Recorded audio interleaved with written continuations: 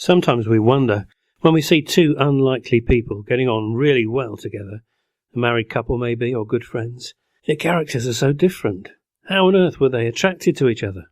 Well, in the mid-18th century, a real chalk and cheese friendship grew up between two Christians, which resulted in the production of a hugely influential hymn book. John Newton, man of action, extrovert, former slave trader and sea captain turned hymn writer and preacher, and William Cowper, introvert, chronic depressive, plagued with morbid fears, yet destined to become a world-class poet and hymn writer.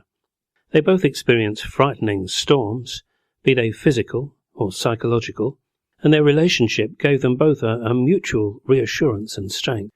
They got together in the little village of Olney, Buckinghamshire, and became fast friends. One thing they certainly had in common was their faith. They held weekly church services in the village and decided that they would write a hymn each week to underline the theme of the sermon. They were actually a bit of a Lennon-McCartney songwriting team, not much given to co-writing. Sometimes Newton wrote the hymn, sometimes Cowper. The resulting compositions were eventually published as Olney Hymns.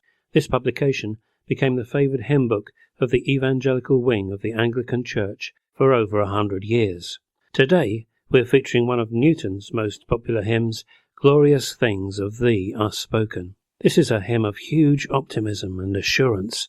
The words are like the bass notes in a musical arrangement, deep, strong, holding the tune together and adding majesty.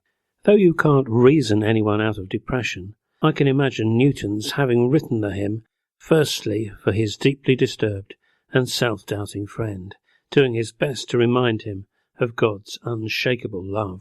The tune we sing the hymn to today was written by the Austrian composer Haydn. It's also the melody to which the German national anthem is sung, and was possibly based on an old Croatian folk tune.